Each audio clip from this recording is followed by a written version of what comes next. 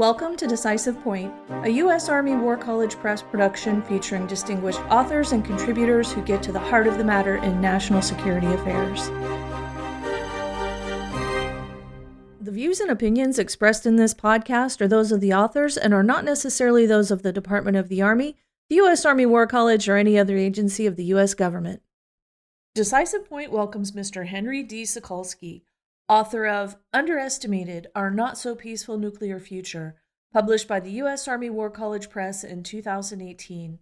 Sokolski is the executive director of the Non-Proliferation Policy Education Center in Washington, D.C. He previously served in the Senate as a nuclear and military legislative aide, in the Pentagon as Deputy for Non-Proliferation Policy, and as a full-time consultant on proliferation issues in the Secretary of Defense's Office of Net Assessment. Welcome, Henry. Let's dive right in. In your 2018 book, Underestimated, Our Not-So-Peaceful Nuclear Future, second edition, you cover a lot of ground. Please give our listeners a brief overview of the book. The reason I wrote the book was, any serious social scientific field, economics, demographics, political science, they all use what they know about the past to give you a bird's eye view of what they think the future will be. And I noticed that there was really no book that took the matter of nuclear weapons and projected into the future. The military science, if you will, of nuclear proliferation was a blank sheet. I took it upon myself to try to take a look at maybe, half century, a little more than a half century, and ask what trends do we see? And based on those trends, and assuming they continue, where are we going to be, in 10 or 20 years? So I focused on and detailed 4 trends. And the trends that I found that were interesting is that the difference between the largest and smallest nuclear weapons arsenals has gotten much, much smaller. It used to be that what we had, which was at one point during the Cuban Missile Crisis, 25,000 nuclear weapons, was easily an order of magnitude more than what the Russians had, which was 2,500, and what they had was, again, another order of magnitude more than the British had, actually 2 orders of magnitude. So there was like a 1,000-fold difference between the largest arsenal and the smallest at the time. Now the difference is about 1 order of magnitude. Russia and the United States had thousands. The smallest arsenals that we know of now are about 100 or thereabouts. Another trend is that the amount of surplus weapons and civilian materials that could be quickly converted into bombs, that's highly enriched uranium and separated plutonium, they used to be almost zero. Everything that we had and the Russians had went immediately into weapons. There was very little civilian activity in the way of power reactors. And so there wasn't a civilian stockpile or any surplus. It's just everything went into weapons or naval reactors. Well, that's changed. Now there's tens of thousands of bombs worth of highly enriched uranium, separated plutonium, not only in military stockpiles on reserve in the United States, Russia, France, and Great Britain, but there's civilian stockpiles of separated plutonium in places like Japan. And you can change or convert this material into weapons reasonably quickly. And you're talking about thousands of weapons worth of this. Well, that's different, and that's new. The third trend was the ability to make this stuff. It used to be there was only 2 places, Russia and the United States, 3, and Great Britain. Well, now there's lots of places, comparatively, that are separating plutonium or enriching uranium. The ability to make a large amount of this stuff reasonably quickly with these machines and plants is totally new compared to a half century or so ago. And then finally, the number of states that have long-range nuclear-capable missiles has changed. It used to be Russia and the United States were the only ones that had them, and now 31 nations have them. And if you take the range art of these missiles and you just draw them from where they're based, it's very disturbing where they overlap. They overlap in places where there's a history of war or fear and loathing of wars. Eastern Europe, the Middle East, Pakistan, India, and East Asia. Well, that's new as well. So reviewing these trends, I sort of concluded that it was a mistake to celebrate how relatively fewer nuclear weapons there are. And there are a lot fewer. I mean, we got rid of, and the Russians got rid of, at least for deployed weapons. We had up to together something like 70,000 weapons. Well, today that number is several thousand. So there's a big reduction. A lot of people celebrate that, and they should. And people say, well, okay, there are a few more nuclear states than there were in 1950. They're now 9, but that's not too bad. I think emphasizing those points may be less than a complete thought. And the reason why is this could change far more quickly today than at any time previously. Those trends that I mentioned suggest it will only take a few short years for the countries that have nuclear weapons to get a whole lot more, and countries that don't have nuclear weapons to get not just a 1 or 2, but maybe several score of them relatively quickly. Let's add to this. They have a way of delivering these things to trouble spots and getting dragged into wars and trouble spots. And then you can add, there's some trends towards launching on warning. Certainly, we've read about this recently in the case of China. And I think it's been our policy in the U.S. for at least a decade or 2 or 3 to probably do that ourselves. There certainly are doctrines for early use of nuclear weapons in places like Russia and Pakistan, possibly North Korea. And all of this kind of makes you a little worried, I think, or it should.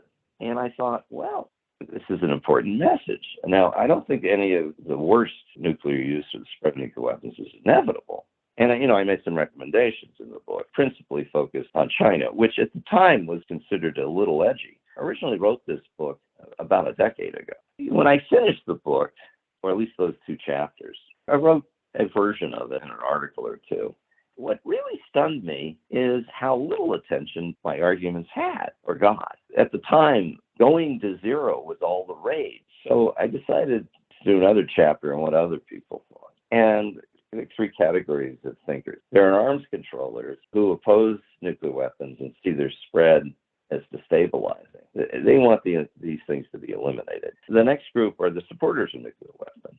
I guess you would call these people hawks. And they see the weapons, at least in current hands, as somehow stabilizing, because deterrent. And they oppose the spread as well, but they say, well, but for friends, maybe it's okay. Then finally, there's academics. This group sees the spread of nuclear weapons to all nations either as stabilizing or inconsequential. The other thing that was odd is that it didn't matter which group you looked at, none of them really said the commonsensical thing that I think anyone would say if they were untutored in these matters. And what would they say? Well, fewer weapons in fewer hands is better, but it's really risky. You got to know what everyone's doing, and if you don't, you might not want to get rid of yours. What in the book has held up well? Well, I guess the short answer is a lot. Quite an extensive discussion in the book about 2 trends that needed practical policy attention and were focused upon in the recommendations section. One of the trends that I highlight is the spread and the further building of facilities in support of what's called the fast reactors. And these machines are designed to use fast neutrons. It is a terrific machine if you want to make weapons. I noticed that this idea was something that the Chinese were toying with, the Russians have played with a lot.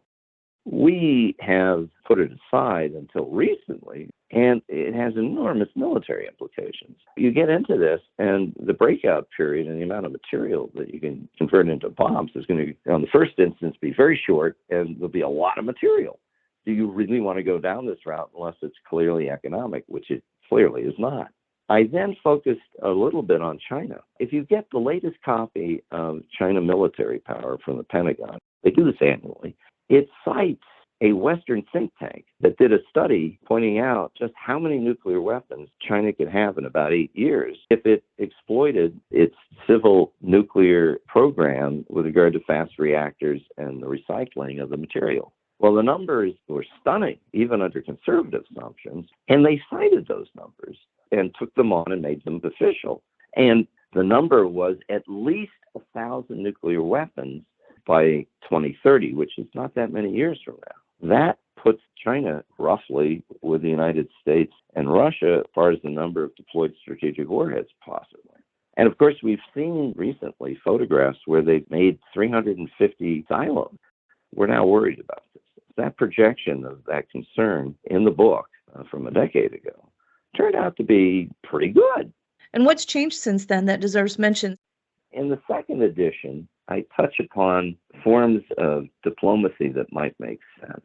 I'm not sure how viable those forms of diplomacy are now, given the bad relations with China and Russia. Maybe that's wrong. I think you're still going to have diplomatic positions on the control of strategic weaponry, if only to have a position that you and your allies can unify around, and to identify bad behavior that even if the Russians and Chinese don't agree to, they will know that we will take umbrage if they go over certain lines. More important than what may or may not be as sound is what was missing.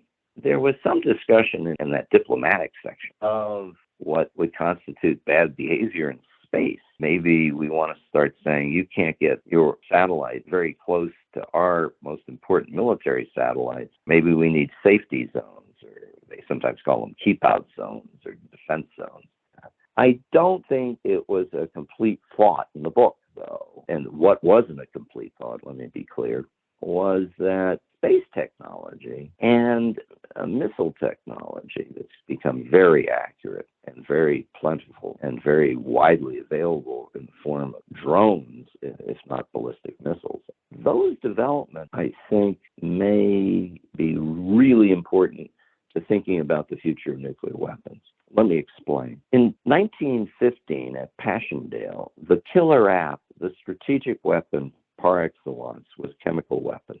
75 years later, it was so far into the background. We had them, but nobody thought we would use them that much. It was not considered to be the top dog strategic weapon anymore. During the 20s, we imagined that chemical weapons would be dropped by airplanes and decide the war overnight. None of that ultimately was the case.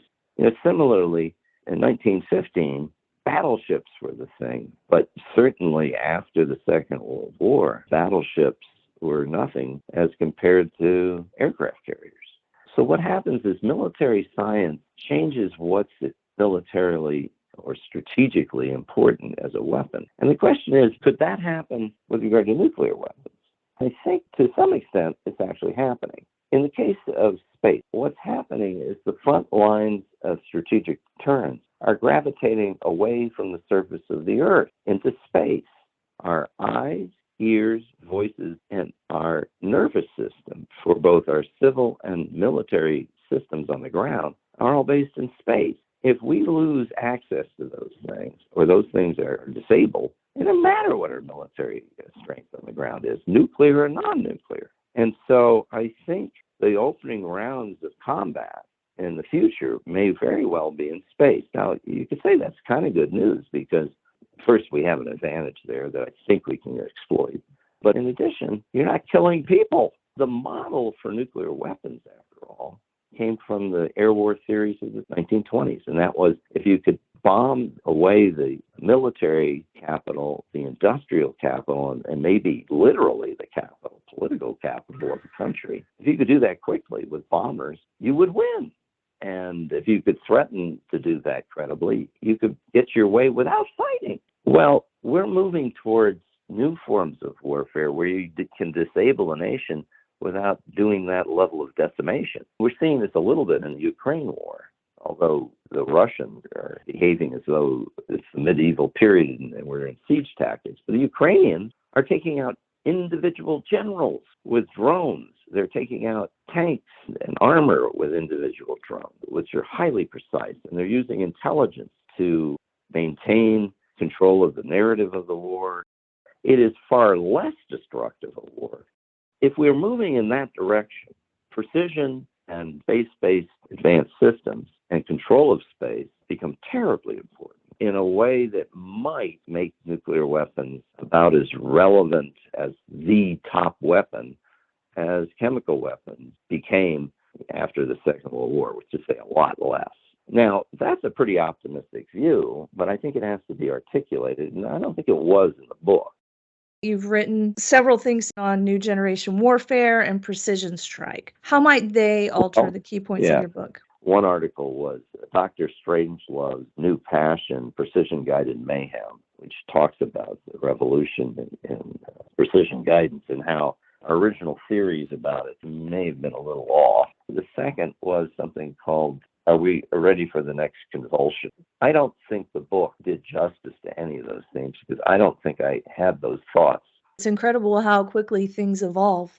The Russians were writing about new generation warfare for some time. What's odd is that we thought they were masters of disinforming, spooking folks, using precision-guided munitions to take out certain nodes, and that they would show this in the war against Ukraine. Well, that didn't happen. But they had been writing about that for some time. I was not familiar with that literature, and I think, to be honest, it was a little confusing when I did read it, and so it was easy not to understand it. But I think maybe we didn't pay enough attention to it ourselves, and now we are. The clock's run out on us, I'm afraid. This was a pleasure. Thank you, Henry. If you enjoyed this episode of Decisive Point and would like to hear more, look for us on Amazon Music, Spotify, Apple Podcast, Stitcher, and any other major podcast platform.